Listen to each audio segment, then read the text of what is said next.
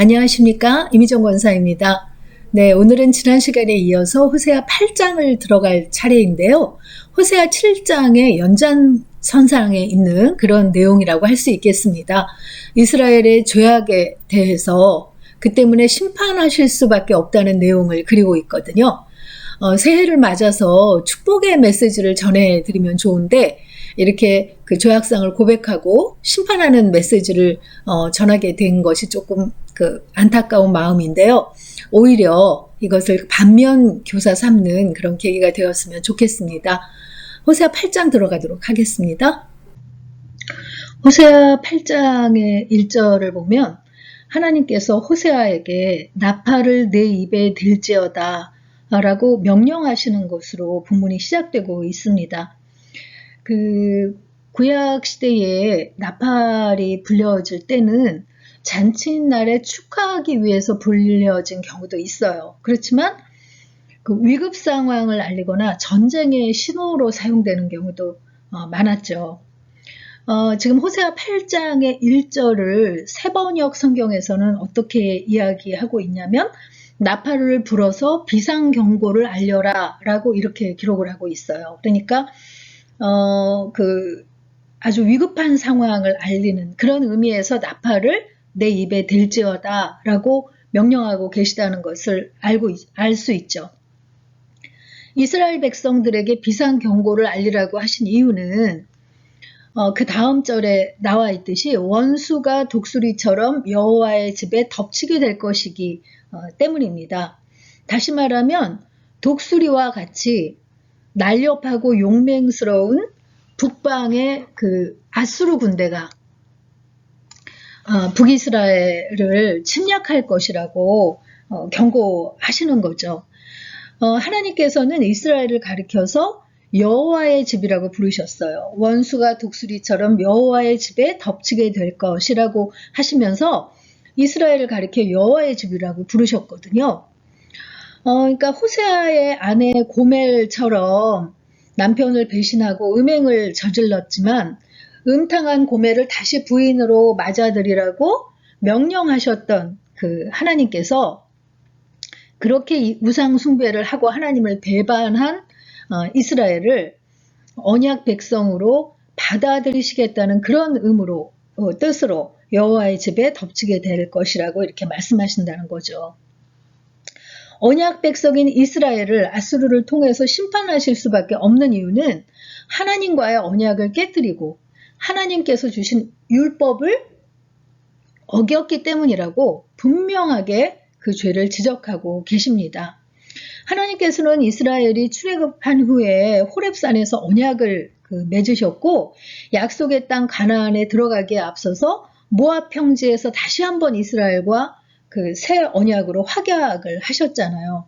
그런데 이스라엘은 하나님과의 서약을 어기고 간음한 신부와도 같이 하나님을 배반했다는 겁니다. 이것이 한 번, 두 번으로 그치지 않았고 끊임없는 배신으로 이어졌기 때문에 하나님께서는 결국 아수르를 심판의 도구로 사용하게 되시는 거죠. 그런데 그런 심판이 임하게 되면 2절에 저희가 장차 내게 부르짖기를 나의 하나님이여 우리 이스라엘이 주를 아나이다 이렇게 외치게 될 거라는 거예요. 이스라엘이 주를 아나이다 이것이 자기네가 잘못한 것을 깨닫고 하나님 앞에 반성하며 회개하는 그런 외침일까요? 그거는 아니라고 봐요.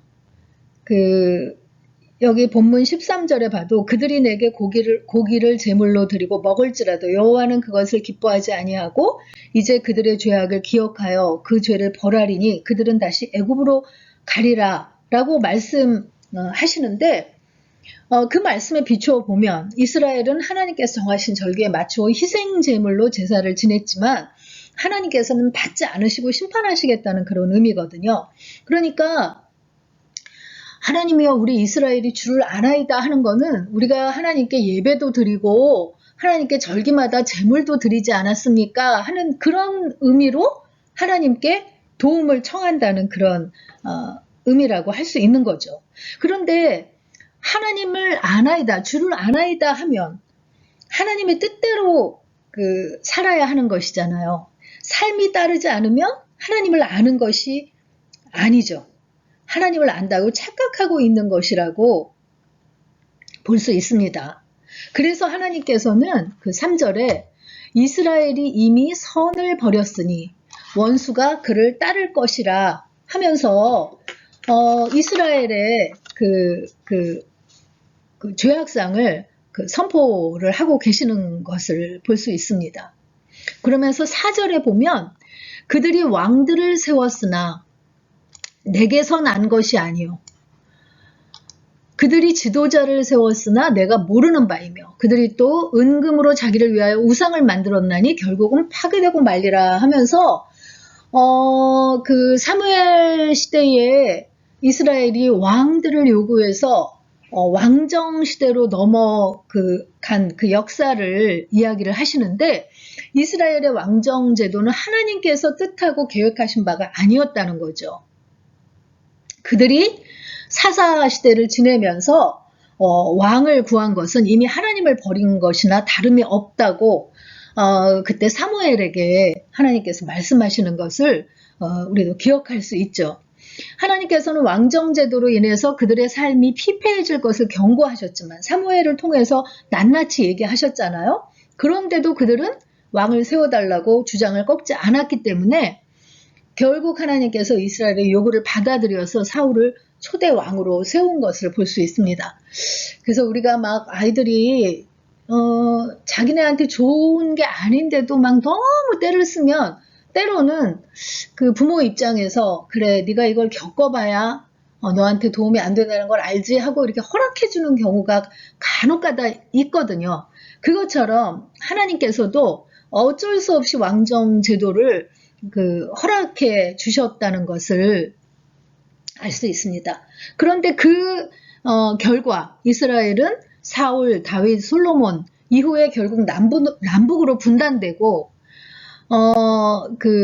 북이스라엘은 잦은 구테타에 의해서 19명이나 200여 년 동안의 왕위를 바꾸는 그런 역사를 기록하게 된 거죠. 그래서 하나님께서는 왕정제도가 내게서 난 것이 아니고 내가 모르는 바이다 라고 이렇게 말씀하고 계신 것을 볼 수 있습니다. 특히 솔로몬 왕 이후에 북이스라엘의 초대 왕으로 세워진 여로보암은 백성들이 남유다로 가는 것을 막기 위해서 금송아지를 만들어서 베델과 단에 두고 이것이 우리를 애굽에서 이끌어낸 신이라고 이렇게 이야기했잖아요. 여로보암이 하나님을 알지 못해서 금송아지를 이스라엘의 하나님이라고 한 것이 아니죠. 여로보암은 하나님께서 자신을 왕으로 세워주셨다는 사실을 분명히 알고 있었어요. 하나님께서 여로보암에게 북이스라엘의 왕으로 세우시면서 다윗과 같이 하나님의 율례와 명령을 익히면 다윗과 함께 했던 것과 같이 너와도 함께 해주겠다고 약속을 하셨거든요. 그런데 여로보암은 눈앞에 보이는 백성들이 남유다의 예루살렘에 있는 하나님의 성전에서 제사 드리게 되면 자신을 떠날 것을 걱정해서 금송아지 우상을 만들고 절기도 마음대로 바꾸고 제사장도 자기가 임명하고 하면서 북이스라엘을 우상의 늪에 빠지게 했는데 남유다의 왕들은 이어지는 19명의 왕들은 한 명도 여로보암의 길을 떠난 사람이 없고 그 죄악을 답습한 그런 결과를 낳게 되죠. 그래서 하나님께서는 그 때문에 우상을 만들었기 때문에 결국은 파괴되고 말리라 라는 심판의 경고를 하고 계시다는 거죠. 7절에 보면 그들이 바람을 심고 광풍을 거둘 것이라 심은 것이 줄기가 없으면 이삭은 열매를 맺지 못할 것이요 혹시 맺을지라도 이방 사람들이 삼키리라 하면서 굉장히 우상을 열심히 숭배하는 그것을 바람을 심는 헛된 수고에 불과하다는 것을 말씀하시지만 그 바람이 결국은 광풍으로 거두게 될 것이라고, 큰 심판으로 돌아오게 될 거라고 이야기하고 계신다는 거죠. 그러면서 이어서 8절에 이스라엘은 이미 삼켜졌은즉 이제 여러 나라 가운데 있는 것이 즐겨 쓰지 아니하는 그릇같도다. 범죄한 이스라엘이 온 세계 가운데서 천대와 멸시를 당하게 될 것이고, 그 토기장이가 마음에 들지 않아서 깨뜨려 버리는 그릇과도 같은, 아무리 잘 만들어진 그릇이라도 쓰여지지 아니하면 소용이 없잖아요. 그런 그 쓸모없는 그릇과도 같이 될 것이라고 선포하시는 거죠. 또 9절에 보면 그들이 홀로 떨어진 들나귀처럼 아수르로 갔고 하고 말씀을 하십니다.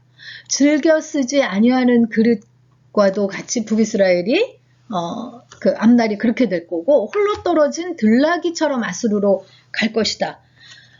이 나귀는 호세아 당시만 해도 메소포타미아를 중심으로 해서 아라비아 지역에 많이 서식했던 그런 들나귀라고 해요. 근데 지금은 거의 찾아볼 수 없다고 합니다.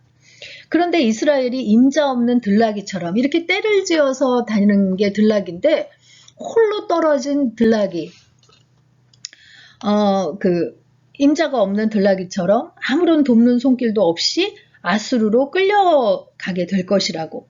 그러니까 실제 이스라엘이 선지자들의 거듭된 경고에도 불구하고 아수르에게 조공을 바치고 굴욕적인 동맹을 맺고 또 그들의 우상을 수입하며 음란하게 섬겼는데, 결국 그 대가로 아수르에게 점령당하고 포로가 되어서 아수르로 끌려가는 것을 경고하시게 되는 거죠.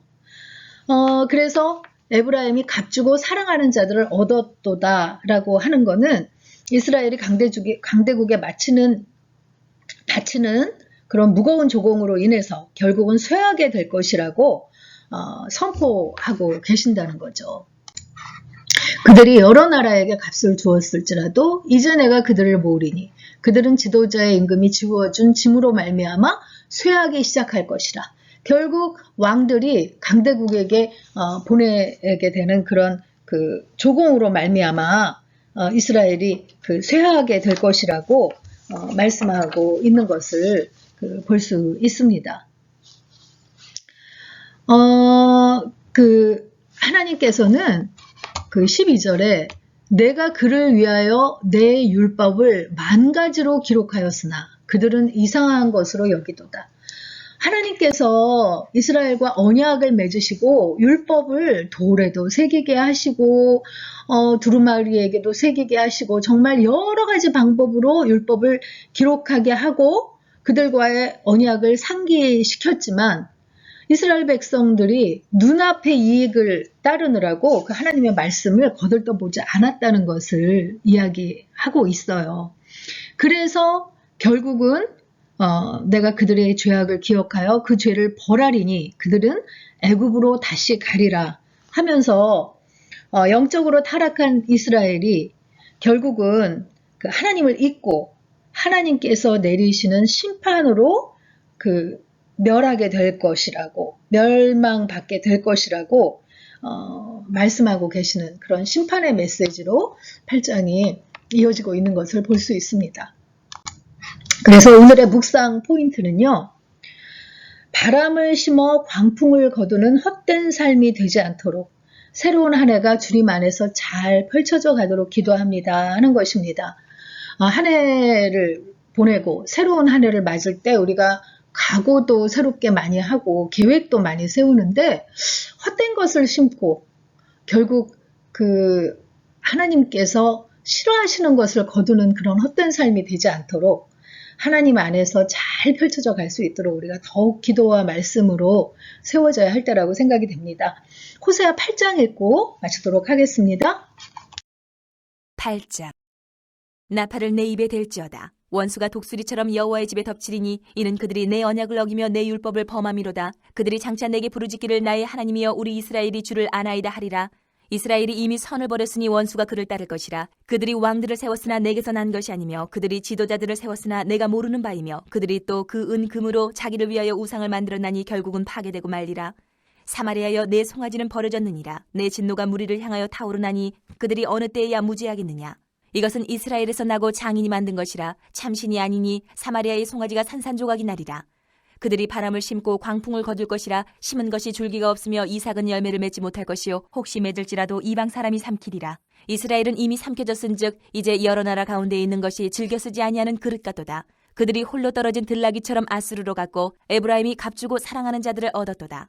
그들이 여러 나라에게 값을 주었을지라도 이제 내가 그들을 모으리니 그들은 지도자의 임금이 지워준 짐으로 말미암아 쇠하기 시작하리라. 에브라임은 죄를 위하여 제단을 많이 만들더니 그 제단이 그에게 범죄하게 하는 것이 되었도다. 내가 그를 위하여 내 율법을 10,000가지로 기록하였으나 그들은 이상한 것으로 여기도다. 그들이 내게 고기를 제물로 드리고 먹을지라도 여호와는 그것을 기뻐하지 아니하고 이제 그들의 죄악을 기억하여 그 죄를 벌하리니 그들은 애굽으로 다시 가리라. 이스라엘은 자기를 지으신 이를 잊어버리고 왕궁들을 세웠으며 유다는 견고한 성읍을 많이 쌓았으나 내가 그 성읍들의 불을 보내어 그 성들을 삼키게 하리라.